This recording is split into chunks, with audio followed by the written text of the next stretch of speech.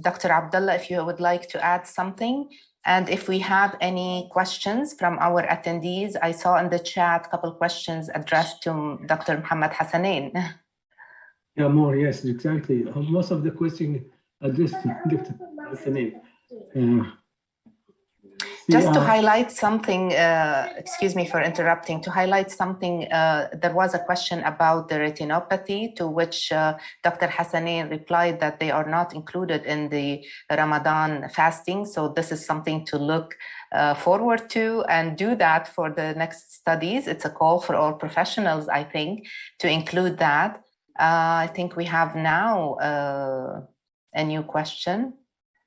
Yes, we have a question addressed to Dr. Bint Zainuddin, encouraging patient for Taraweeh prayers was found to have favorable effect on post-prandial glycemic excursion, HbA1c after Ramadan, and reduction of total daily dose of insulin by improvement of insulin sensitivity, as concluded in the research article, culturally based pre-Ramadan education improves glycemic control and reduces hazards of fasting, published in 2020, provided patients were properly educated about self-insulin dose adjustment. I don't know if it's a comment or a question. Would you like to comment on that, Dr. Suziani?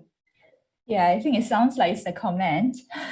Yeah, I think it's basically that that study actually seems to support what the earlier study by Rochelle that mentioned about improving glycemic control as well as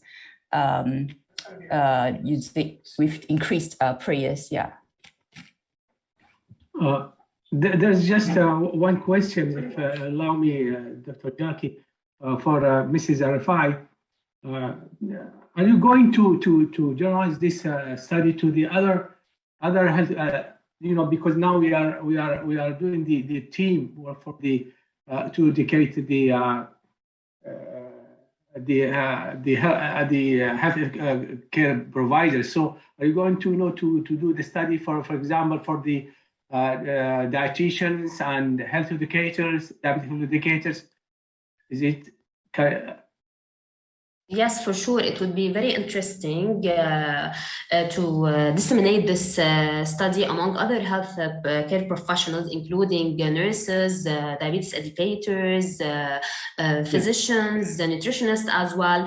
As we have seen in this study, students had little knowledge about diabetes and Ramadan, and they were very pleased to have more or to be exposed to such important information, especially before Ramadan, since many patients will approach healthcare providers, including dietitians as well, to ask for an advice before Ramadan.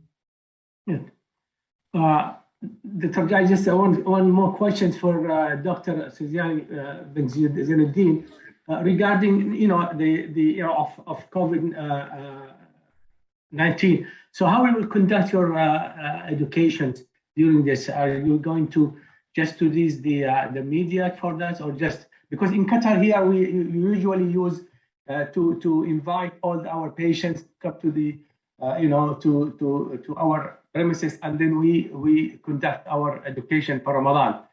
But I don't know in Singapore how you will conduct the education. Yeah, so we actually conduct in three kind of level.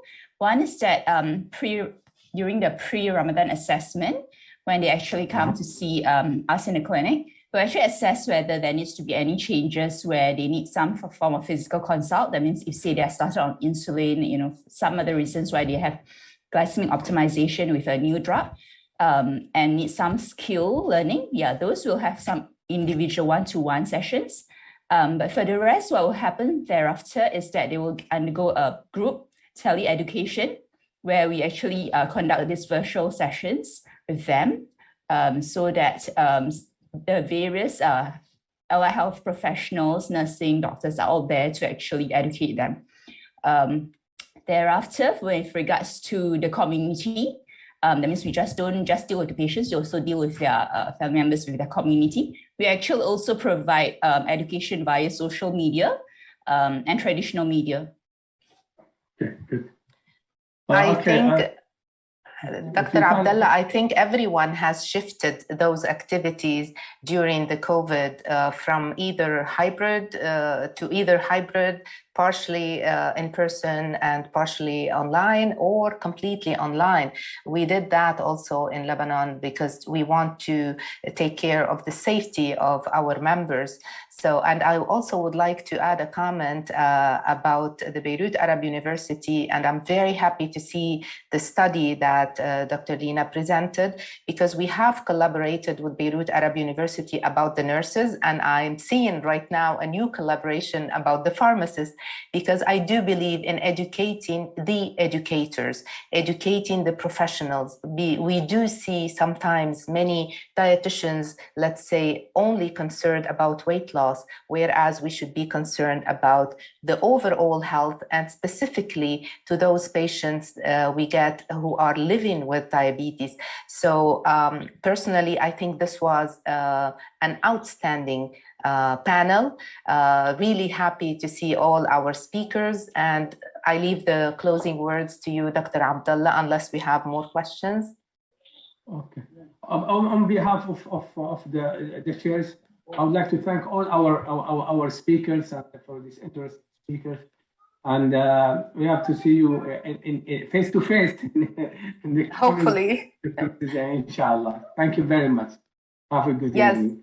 Yes, and also I would like to wish all the success for the rest of the panels. If they are all of this caliber, Dr. Hassanein, I have to congratulate you from the bottom of my heart, because this is really a very high level of professionals you have here. Very interesting presentations. I hope every one of the attendees is benefiting from this. And thank you for making me a part of this interesting conference. Thank you so much.